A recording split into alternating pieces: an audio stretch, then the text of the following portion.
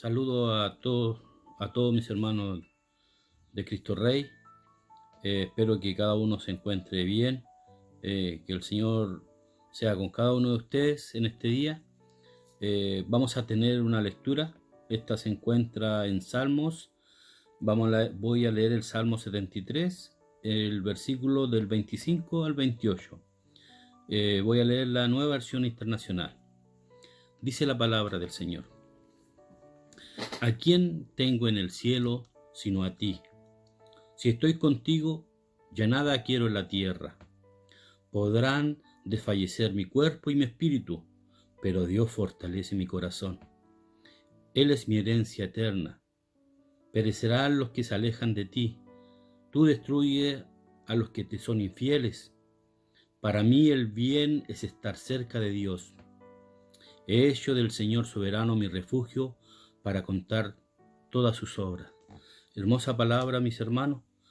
En este día voy a tomar el versículo 26, porque en los tiempos que estamos de pandemia puede fallecer nuestro cuerpo, nuestro espíritu puede desfallecer, podemos estar angustiados, muchas personas se están perdiendo su trabajo.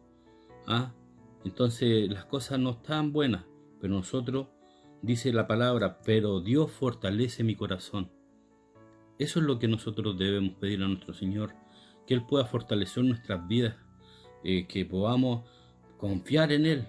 Cuando Él dice que su misericordia son nuevas cada mañana, cuando el profeta dijo eso, ellos estaban en angustia, ellos no tenían nada. Hermanos, debemos aprender a confiar en nuestro Señor. Vamos a orar para que el Señor sea hoy día bendiciendo a cada uno de mis hermanos, para que bendiga a todas las mamitas que hoy día están celebrando el Día de la Madre. Un saludo a cada una de ellas, que el Señor las cuida, que el Señor las proteja. Va a ser distinto, pero confiando en nuestro Señor, que Él las va a proteger a todas ustedes. Oremos. Padre bendito, Señor, reconozco, Señor, que necesitamos de ti, Padre, pero debemos apoyarnos en tu palabra, Señor, que usted es nuestro refugio, Señor. Usted fortalece nuestros corazones, Señor. Somos débiles, Padre. Caemos, Señor, pecamos, Señor. Pero, Padre, usted es fiel y es verdadero. Porque si nos juzgara por los pecados que cometeríamos, no habría nadie en vivo en esta tierra, Padre. Gracias, Señor, por este día, Señor. Le pido que sea bendiciendo a cada uno de mis hermanos que está viendo esta transmisión, Señor. A nuestro pastor que va a dar el estudio que estamos viendo en Colosenses, Padre. Cristo es todo. Él es todo en nuestra vida, Señor. Bendígalo, dele palabra, Señor. Señor, gracias te doy por todo tu amor. Todo lo pido en el nombre de nuestro Señor Jesucristo. Amén. Mis hermanos, que el Señor los bendiga y los proteja a cada uno de ustedes.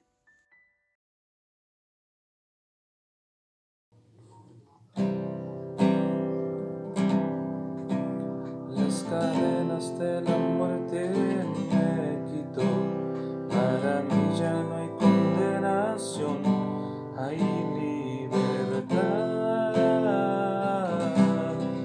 libertad. Siendo esclavo del pecado me libró, en la cruz compró mi redención y libertad.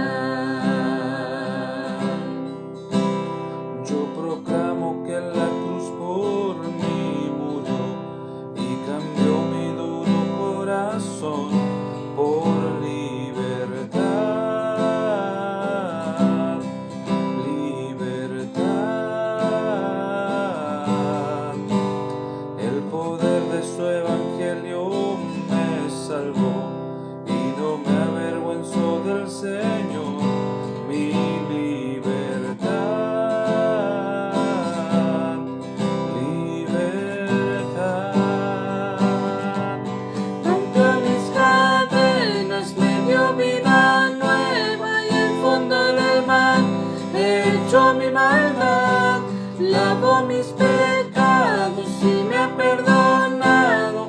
Solo en el nombre de Jesús hay libertad.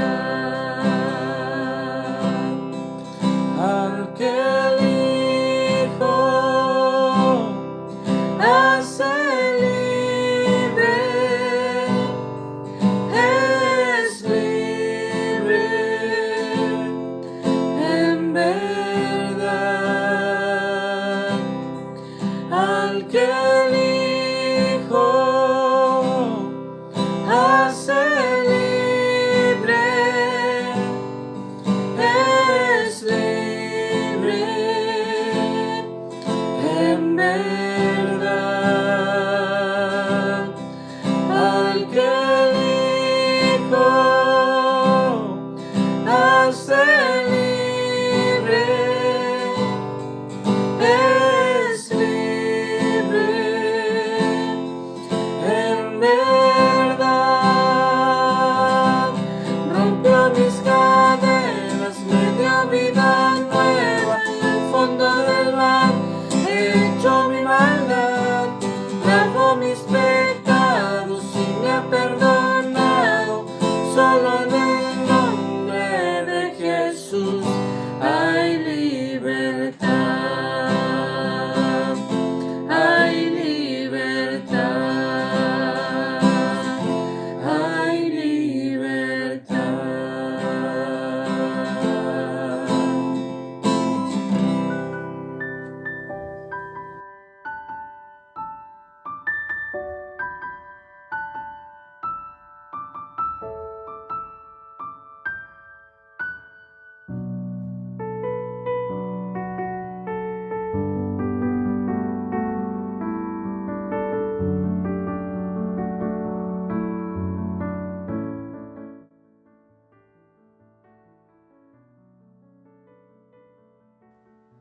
Querida Iglesia, hace una semana iniciamos una nueva serie de sermones basados en la epístola a los Colosenses. En esta exposición que hemos ido realizando nos encontramos con una verdad que sostiene todo lo que allí Pablo escribió, y es la supremacía de Cristo sobre todas las cosas. Cristo, el todo en todos.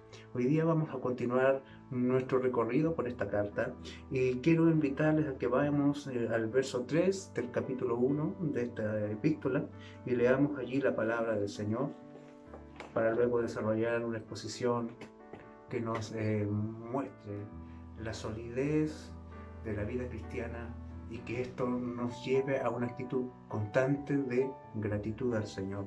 Razones para la gratitud es lo que hoy día vamos a exponer. Colosenses capítulo 1, verso 3 al 8 dice: siempre orando por vosotros, damos gracias a Dios Padre de nuestro Señor Jesucristo, habiendo oído de vuestra fe en Cristo Jesús y del amor que tenéis a todos los santos, a causa de la esperanza que os está guardada en los cielos, de la cual ya habéis oído por la palabra verdadera del Evangelio, que ya ha llegado hasta vosotros así como a todo el mundo, y lleva fruto y crece también en vosotros desde el día que oísteis y conocisteis la gracia de Dios en verdad, como lo habéis aprendido de Epafras, nuestro consiervo amado, que es un muy fiel ministro de Cristo para vosotros, a quien también nos ha declarado vuestro amor en el Espíritu. ¿Habrá algo más hermoso que haber recibido un favor, haber sido beneficiado, y que ese beneficio haya dado una solución definitiva a un gran problema que nos ha acongojado? Yo creo que eso es impagable, maravilloso, pero sin duda la alegría está completa cuando podemos saber quién es aquel que nos ha hecho ese favor. Creo que tener a alguien a quien dar las gracias es una de las cosas más hermosas que uno puede tener en la vida. De hecho, un pensador cristiano, J.K. Chesterton, dijo una vez: el peor momento del ateo es aquel en que se siente agradecido y no sabe a quién dar las gracias. Pero los creyentes tenemos la doble bendición de tener razones para la gratitud y saber a quién agradecer. Pablo inició esta carta con un saludo que establece la identidad de la iglesia y tan hermoso misterio revelado por la gracia de Dios, tan maravillosa gloria de la identidad de la iglesia, es algo que hace a que Pablo se sienta lleno de gozo, lleno de gratitud. Y lo demuestra en la continuación de lo que él viene escribiendo, en una oración que va precedida por una acción de gracias. Él tiene razones para agradecer y él sabe a quién darle las gracias.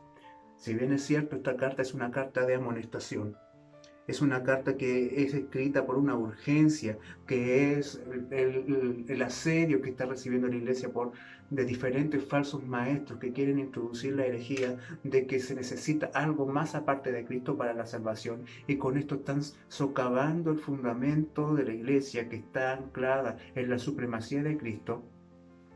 Él, a pesar de que tiene que venir a corregir errores y que hay evidentes debilidades al interior de la iglesia, aún así ve la obra de Dios en esos hermanos. Esa identidad definida en la primera parte, en el primer sermón, tiene un fundamento.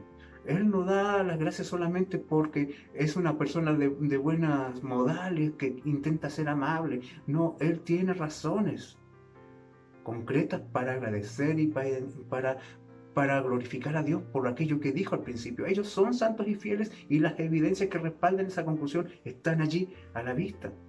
Estas personas se sostienen en la verdad en un momento en el cual la mentira es aceptada con más rapidez y gozo. Hoy en día también es muy difícil encontrar personas que encuentran la verdad, que la abrazan y perseveran en ella. Hay muchas más personas que prefieren creer cualquier mentira, que prefieren adorar cualquier cosa antes que adorar a Dios.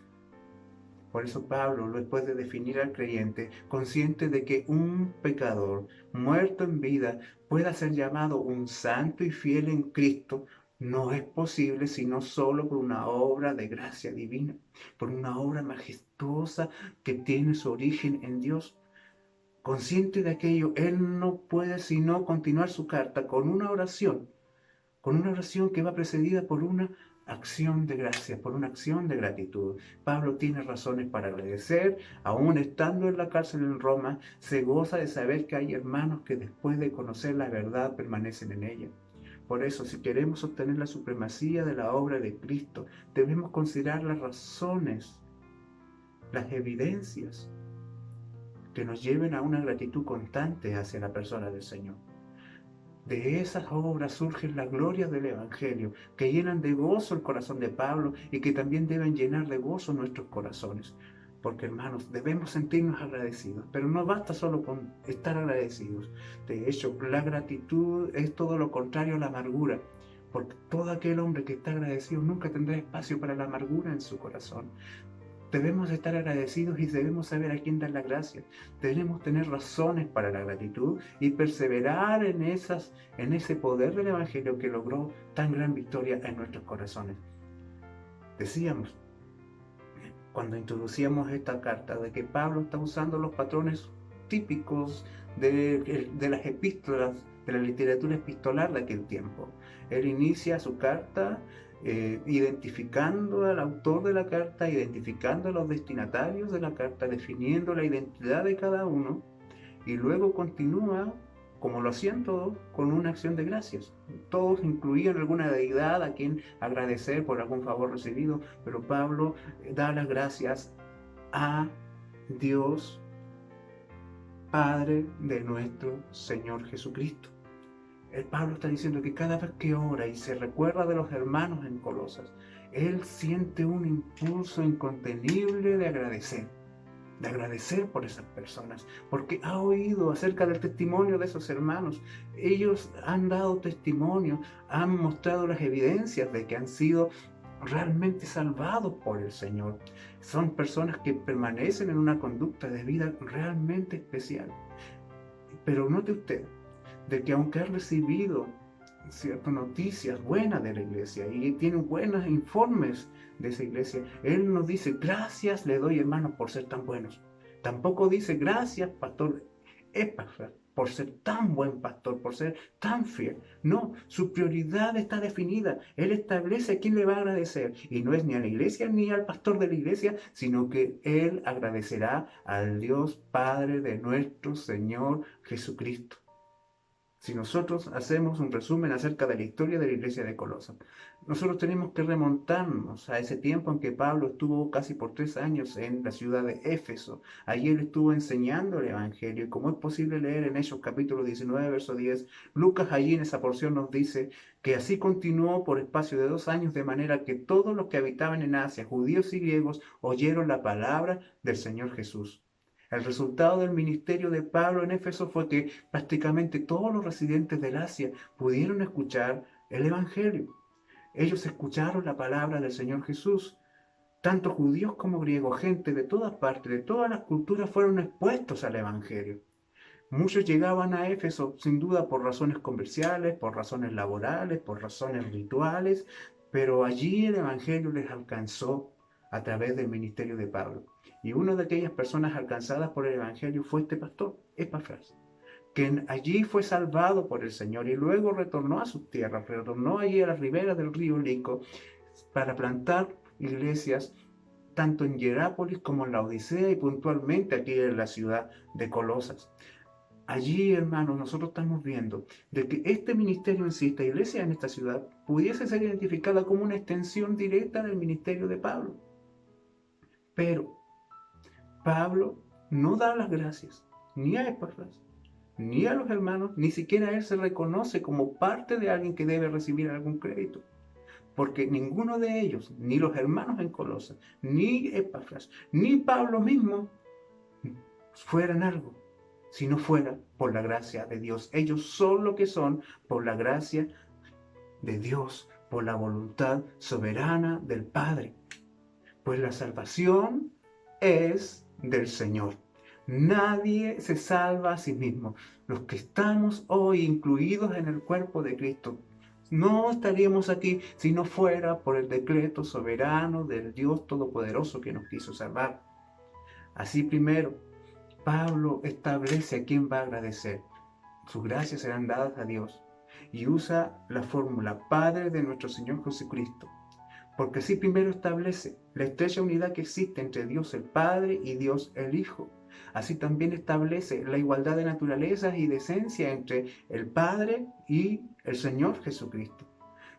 Porque a través de aquella verdad declarada, Él está situando a la iglesia bajo el señorío del Señor Jesús, quien es descrito con el título Nuestro Señor. ¿Por qué? Porque Él tiene todo el derecho sobre el pueblo que adquirió con su sacrificio.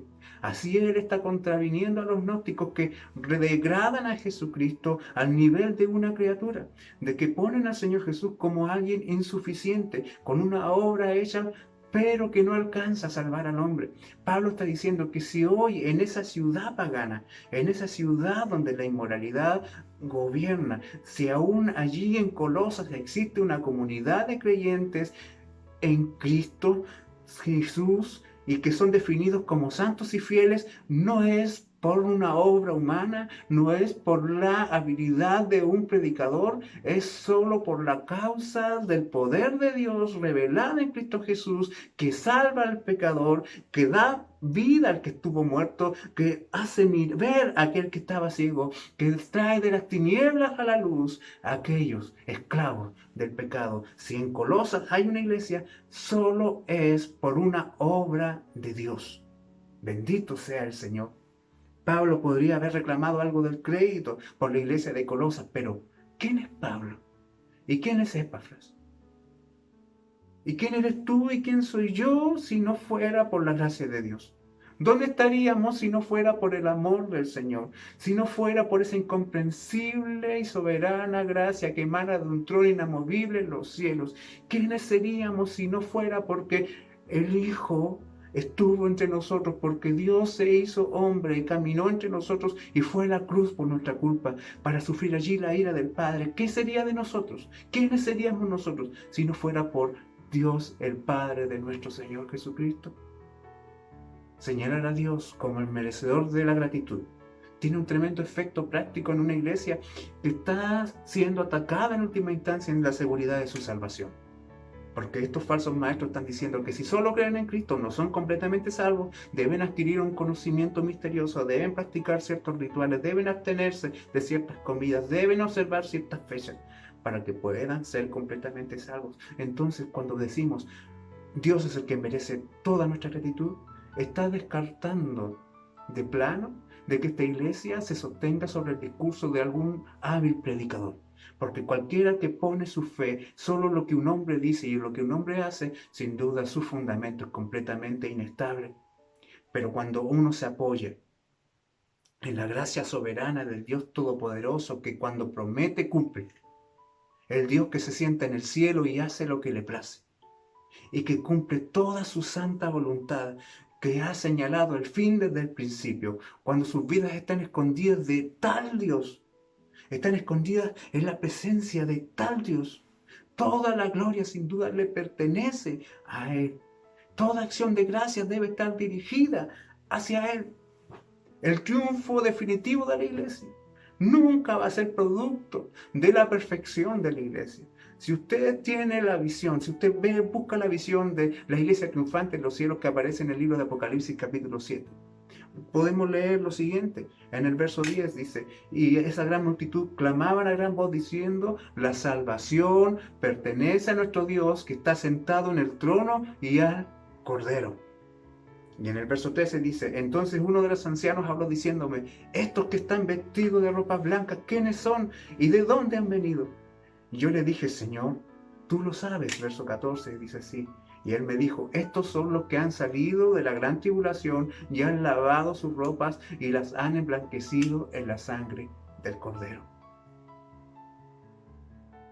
Ellos, los que están allí, esos triunfantes multitudes que adoran al Señor, sin duda está compuesto de un montón de hombres que pudiesen haberse estado preguntando, ¿cómo llegué hasta aquí? Si fui un hombre tan malo en mi vida, si fui un hombre tan torpe, si fui tan inconstante, si hice tantas promesas que nunca cumplí, si fui tan propenso de dejar al Dios que me amó primero. Y aquí estoy, adorando frente a una multitud, y no estoy vestido de harapo, sino que de lino fino y blanco y resplandeciente. ¿Cómo llegué hasta aquí? Y la respuesta está en la canción que ellos entonan. La salvación pertenece a nuestro Dios y al Cordero. Yo no estoy aquí por la perfección de mi alma. No soy lo que soy porque soy más inteligente que otro. No, si hoy somos iglesia y si un día seremos una iglesia triunfante en los cielos, es por la sangre del Cordero derramada en la cruz, porque la salvación es de Dios. A Él deben ser dadas las gracias siempre, en todo tiempo. Bendito sea el Señor. Dios es el objeto de la gratitud de Pablo. ¿Y por qué Pablo agradece con tanta vehemencia a Dios por lo que ha visto o por lo que ha oído de los hermanos en Colosas? Porque hay razones para la gratitud. Pablo dice a continuación, habiendo oído de vuestra fe en Cristo Jesús y del amor que tenéis a todos los santos a causa de la esperanza que os está guardada en los cielos, de la cual ya habéis oído por la palabra verdadera del Evangelio. Pablo está diciéndonos con esto, de que cada vez que ora por los hermanos da gracias a Dios, y esa gratitud proviene de evidencias concretas en la vida de los hermanos que testifican a favor de esa congregación, que aunque deben ser corregidos y aunque deben ser animados a permanecer en fidelidad a Dios, y aunque existen muchas debilidades entre ellos, es evidentemente manifiesto un patrón de transformación en la vida de esa iglesia, que evidencia la obra de salvación de Dios en sus corazones. Porque el Evangelio verdadero, el Evangelio, la palabra de verdad del Evangelio, siempre será eficaz en producir frutos en la vida de los creyentes. ¿Quién conseguirá de que una iglesia sea todo lo que debe ser? El poder del Evangelio predicado en esa iglesia. Epafras ha predicado fielmente el Evangelio y esta palabra ha desarrollado una obra, un fruto en los corazones de estos hermanos. El fruto evangélico es evidente en la vida de la iglesia de Colosas. Pablo siempre menciona en sus cartas el fruto evangélico. ¿Cuál es el fruto evangélico? Es aquello que se conoce también como la triada de virtudes de la plenitud de la vida renovada. Las cosas que permanecen. Primera de Corintios capítulo 3, versículo 3. La fe, la esperanza y el amor. La triada de virtudes evangélicas están presentes también aquí en la iglesia de Colosas. Porque Pablo dice que ha oído de ellos. Ha oído de la fe en Cristo Jesús, del amor por todos los santos y de la esperanza que está guardada para ellos en los cielos. La fe, el amor y la esperanza. Quizás el orden es diferente porque Pablo en Corintios lo establece quizás en un orden de importancia ética, pero acá en Colosenses quiere establecer un orden lógico para cada una de estas virtudes. Lo que es importante, hermanos, es que nosotros podemos concluir con esto, de que Pablo tiene razones concretas por las cuales agradecer. Él no es solamente un hombre que quiere impresionar a sus lectores con palabras que puedan sonar amables solamente. Él tiene esa gratitud fundamentada en una tremenda verdad. Estas tres virtudes que Pablo menciona nunca surgen naturalmente en el corazón del hombre. No vienen en nuestra naturaleza. Siempre florecerán como consecuencia directa de la gracia de Dios. Por eso Pablo da gracias a Dios por lo que ha hecho en esta iglesia, que se hace concreto en la aparición de estas virtudes en estas personas. Estas virtudes solo habitan en el corazón de un hombre salvado. Ahora entendemos la prioridad del por qué Pablo agradece tanto a Dios en el primer punto que hemos ya expuesto. Primero, él agradece. La primera razón por la cual agradece es que él ha oído, ellos han oído, él junto a los otros ministros del Señor concuerdan en que han oído acerca de la fe en Cristo Jesús que está en esta iglesia. Porque sin duda la fe es aquello que nos lleva a aferrarnos a Cristo como Salvador. Porque sin fe es imposible agradar a Dios, porque no puede haber fe para salvación en Cristo Jesús si no es por una obra de gracia. Pablo está diciendo aquí, en primer lugar, de que la fe por sí sola no tiene ningún valor. ¿Por qué? Porque la fe no puede estar puesta en cualquier cosa. La fe de los colosenses está puesta en Cristo Jesús, el Verbo encarnado y sacrificado por nuestros pecados. Los herejes decían de que había que depositar la fe en Cristo y en algo más, y en diferentes objetos de la fe, de donde poner la fe para alcanzar la salvación. Pero Pablo afirma que la fe solo debe estar puesta en Cristo. La salvación no está en la fe sola. La fe está puesta en la fe solamente puesta en Cristo. Y eso es importante que nosotros los entendamos, porque hoy día sin duda hay muchas religiones que pareciera que tuviesen más fe inclusive que los cristianos, pero no sirve de nada esa fe si no está puesta en algo valioso realmente. Y Cristo es sin duda el objeto de la fe de esa iglesia. Efesios capítulo 4 verso 8 dice que la fe es un don de Dios. Ellos no confían en su propia justicia, ellos confían en la justicia de Cristo. Y para que un hombre deje de confiar en sí mismo y pueda aferrarse de Cristo como Salvador, después de haber vivido una multitud de años adorando a ídolos, viviendo inmoralmente, viviendo de una forma licenciosa, entregado al pecado, y ahora venir y reconocer a Cristo como el único que le puede salvar, es imposible, si no es por una obra de Dios. Esto es un milagro parecido al que un muerto vuelva a la vida. Tener fe en Cristo es un milagro de resurrección. Y Pablo ha oído de la fe de estos hermanos en Cristo Jesús. Así también como ha oído acerca del amor que ellos tienen por todos los santos. Si usted considera el texto, la fe en Cristo Jesús y el amor que tenéis por todos los santos se da a entender como una sola idea prácticamente. Pablo pareciera que quiere establecer aquí de que si hay fe en Cristo Jesús, debe haber amor por la iglesia de Cristo. Y este amor por los santos también es una obra de gracia divina. Pues nadie ama a alguien con quien no comparte ningún vínculo sanguíneo o que por lo menos comparte algún interés en común, sino es porque Dios le ha traído a Jesucristo y Jesucristo ha transformado su corazón. Pablo está diciendo aquí que todos los que tienen fe en el Señor Jesucristo lo evidencia desbordando amor por los santos. Así es como sabes de que amas a Cristo. Así es como sabes de que te aferras a Jesús, en que amas a las personas que Cristo ama. Porque Gálatas 5 verso 6 dice de que siempre la fe obra en el amor. Así es como la fe es objetiva. La fe no se puede poner en cualquier cosa, sino que en Cristo Jesús el amor verdadero, el amor cristiano tampoco es un amor abstracto, es un amor específico, es un amor que tiene una forma clara de ser evidenciada. Usted quizás ha escuchado cómo muchos populistas hoy día levantan sus voces y declaran su amor por el pueblo y cosas así. En realidad, cuando hablamos del verdadero amor, esas verdades y esas palabras que dicen los hombres en este mundo no valen nada, porque no es un amor genérico.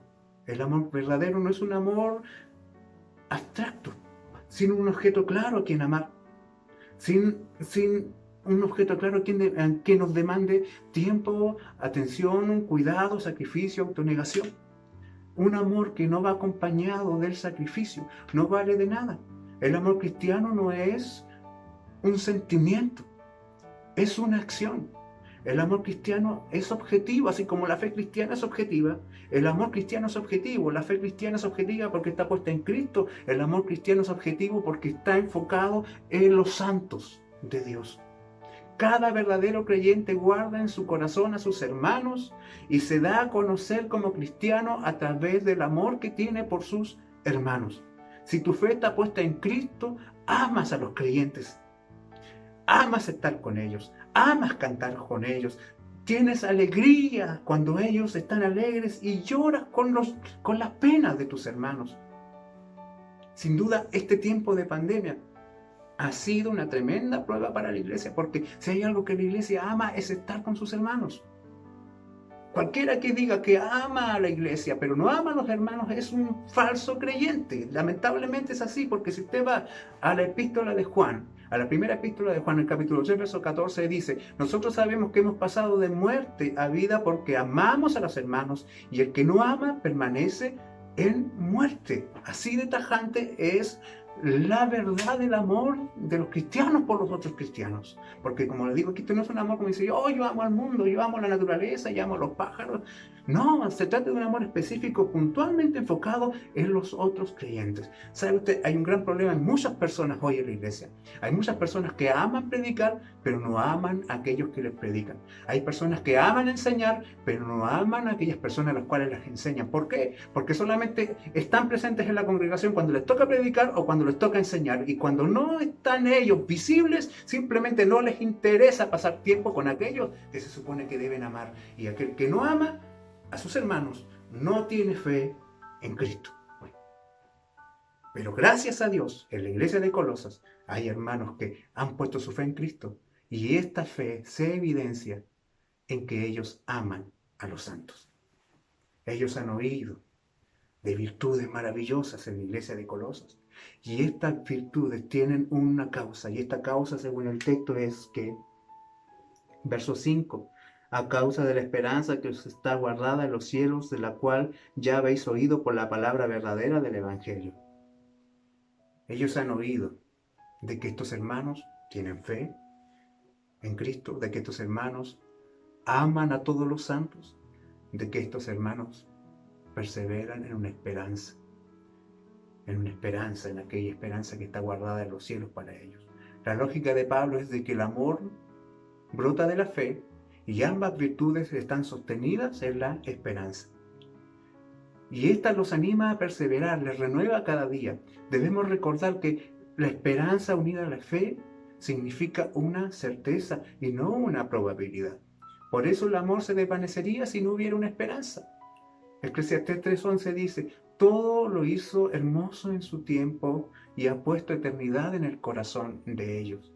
El creyente vive con su corazón puesto en la eternidad. y por eso soporta la vida temporal. Se sostiene en la gloria que le está reservada por la obra de Cristo, y eso le sujeta, eso le afirma para vivir una vida decente, provechosa y amable en medio de un mundo violento, caótico e inmoral. Los mismos ateos han llegado a la siguiente conclusión: de que por el bien de la preservación de la sociedad, que por el bien de la preservación de la especie humana, es necesario que se mantenga la religión cristiana, esa que ellos atacaron tan fuertemente. Ellos dicen, no, por el bien de nuestras mismas vidas es necesario de que el cristianismo se mantenga presente. ¿Por qué? Porque el cristianismo implica una esperanza en una vida eterna, y las sociedades sin esa esperanza, como ya ha ocurrido en diferentes lugares del mundo, cuando la gente quita de su corazón la esperanza en la eternidad, se vuelven sociedades decadentes, inmorales y violentas. Estos hermanos viven con su mirada anclada en los cielos, y por eso aman, y por eso soportan, y por eso sobrellevan a aquellos que están a su alrededor con gozo. Bendito sea el Señor. Hay razones para agradecer. La fe, la esperanza y el amor en la iglesia son obras de Dios, y Pablo las reconoce así y las agradece. Finalmente podemos encontrar algunos principios con respecto al Evangelio que se manifiestan en la iglesia de Colosas y que les mantienen perseverando aún rodeados de tantos peligros. Primero, la fe tiene un punto de partida. En el mismo verso 5 dice, de la cual ya habéis oído por la palabra verdadera del Evangelio. ¿Cuál es el punto de partida de la fe que, cierto, es sostenida por esta esperanza? El oír. ¿El oír qué? La palabra verdadera del Evangelio. Romanos capítulo 10, verso 17 dice, así que la fe es por el oír, y el oír por la palabra de Dios. Pablo dice que esta esperanza que les sostiene es producto de que ellos han oído el Evangelio, han oído la palabra verdadera del Evangelio. Nuevamente Pablo con esta expresión socava los argumentos de los falsos maestros. Con esto señala la exclusividad del Evangelio como algo que es verdadero y que es único, y que es revelado por la palabra del Señor para la salvación. En estos tiempos, esta verdad era tan impopular como lo es ahora. Porque todo esto que nosotros vemos en la sociedad que es tan sobrevalorado como el pluralismo, no tiene espacio al lado del cristianismo verdadero. A Pablo no le interesa ser políticamente correcto. A Pablo no le interesa simpatizar con los herejes. A Pablo no le interesa, cierto, quedar bien con el resto de aquellos que denigran el Evangelio. No, a Pablo no le interesa aquellas cosas. Él dice de que no puedes creer en cualquier cosa, de que no puedes creer cualquier idea. Simplemente señala que la fe que salva y que transforma y que sostiene a los creyentes es la fe revelada por el Evangelio. Una predicación aguada en filosofías humanas nunca tendrá un poder transformador. Si queremos ver transformación en nuestras vidas, si queremos ver transformación en nuestras iglesias, debemos creer en el Evangelio y debemos perseverar en él. Debemos seguir inquiriendo las verdades gloriosas del Evangelio. El Evangelio no es un sentimiento. Algunos dicen el Evangelio es un estilo de vida, pero ¿sabes tú? Tampoco es eso. ¿Qué es el Evangelio? El Evangelio es un mensaje. Es un mensaje que afecta la vida definitivamente, que la transforma. ¿Me entienden? Yo no puedo decir yo vivo el Evangelio, porque el Evangelio es imposible que yo lo pueda vivir, porque el Evangelio se trata de Cristo y de lo que Cristo vivió y de lo que Cristo hizo, y eso gobierna ahora mi vida y ahora puedo yo vivir a la sombra del Evangelio. Bendito sea el Señor. El Evangelio es un mensaje con un contenido claro y específico que debe ser, como dice el texto acá, oído, y que en el verso 6 profundiza y dice que ha llegado hasta vosotros así como a todo el mundo y lleva fruto y crece también en vosotros desde el día que oísteis y conocisteis la palabra de Dios en verdad. Entonces este mensaje que es claro y específico debe ser oído, debe ser conocido y debe ser aprendido. Vemos cómo el poder del Evangelio tiene efectos permanentes en la vida, pues al oír acerca de esta esperanza revelada en la palabra del Señor, esta iglesia lleva fruto, esta iglesia crece, es algo constante. Dice, desde el día que oísteis, o sea, desde el día en que te convirtieron hasta el día de hoy, esto sigue afectando tu vida, sigue afectando la vida de la iglesia, y la iglesia está en un constante crecimiento por causa de esa verdad que algún día fue conocida y que fue profundizada en sus vidas. Así como la fe salvífica es una evidencia de la gracia de Dios, el crecimiento constante de la vida cristiana es evidencia de haber conocido la gracia. Notemos aquí que se debe oír y conocer la gracia de Dios en verdad. Esto implica la responsabilidad que tiene todo creyente de oír el Evangelio y luego estudiarlo con fidelidad, estudiarlo en verdad. Esto significa que debe ir a las profundidades del conocimiento de la fe. Hermanos, una vida transformada nunca será posible desapegada del conocimiento de la verdad revelada en el Evangelio. Por lo tanto, nuestro crecimiento debe ser constante. Tú no puedes ser igual después de 30 años, si no puedes ser el mismo que cuando recién llegaste a la iglesia. No puedes, tienes que ir creciendo. Tienes que estar oyendo el Evangelio, tienes que estar conociendo el Evangelio, tienes que estar profundizando en el Evangelio.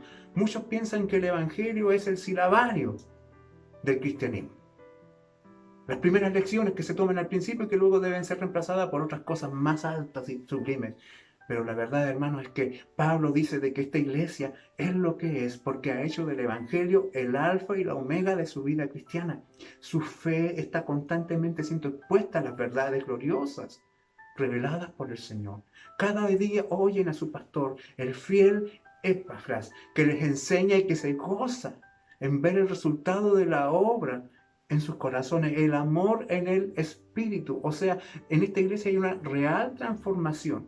Es una iglesia que va de gloria en gloria, que va creciendo cada día. No es una iglesia estancada, no es una iglesia autocomplaciente, no son un grupo de hermanos holgazanes, sino que hay un crecimiento evidente, constante y progresivo en la fe.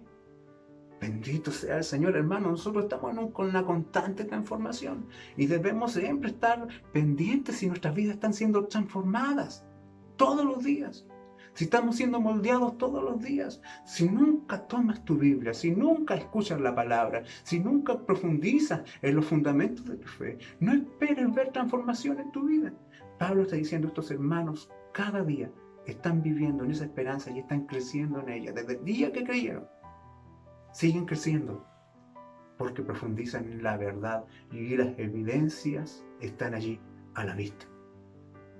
En conclusión, queridos hermanos, ser cristiano significa conocer y creer con todo el corazón en un mensaje muy específico. Y este es de que somos pecadores, que hemos transgredido la ley de Dios, que injustamente está airado contra nosotros y que nuestro pecado es tan horrendo que no podemos hacer nada para salvarnos a nosotros mismos.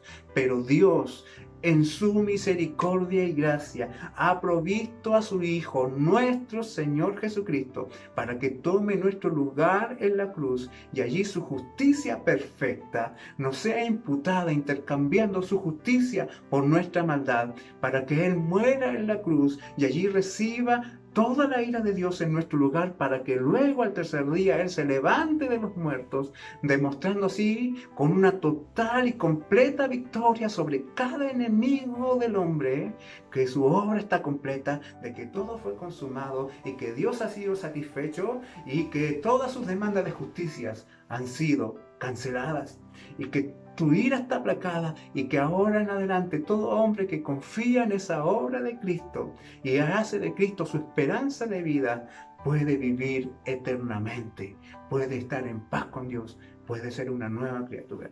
Si has creído esto, da gracias a Dios. Honra al Señor si has creído esto, porque Él ha obrado en tu corazón y tu vida ahora es diferente. Ya no estás atado al pecado, pues amas sinceramente a tus hermanos y cada día estás creciendo en la fe. Sin duda, si nos miramos a nosotros mismos, nos vemos débiles, a veces llenos de dudas, no somos todo lo que debiéramos ser, pero sin duda, por la gracia de Dios, ya no somos lo que éramos.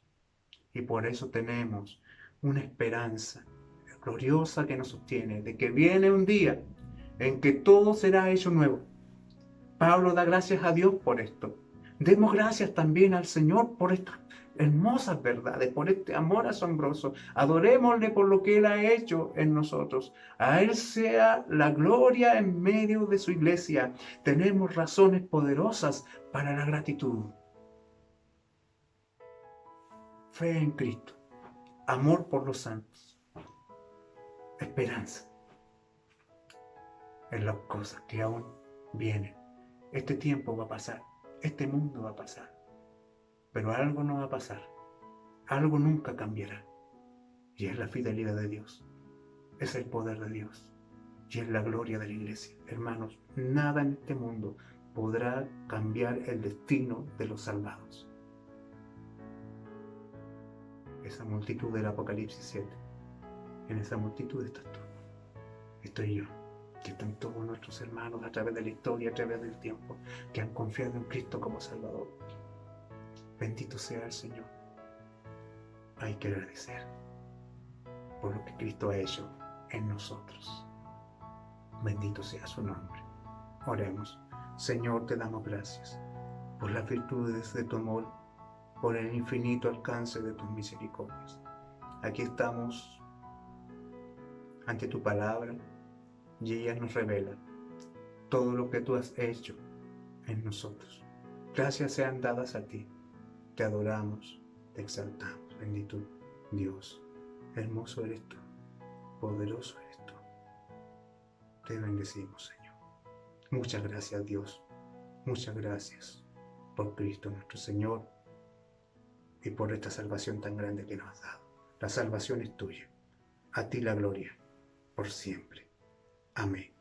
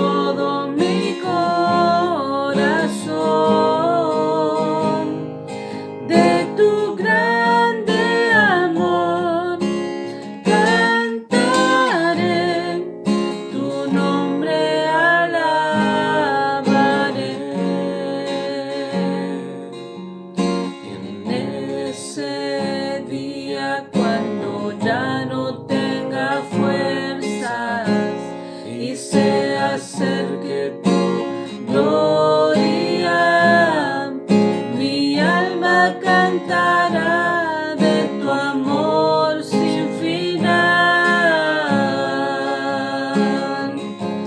10.000 años para siempre y más. Que todo lo que soy alabe al Señor con todo mi corazón. De tu grande amor cantaré, tu nombre alabaré.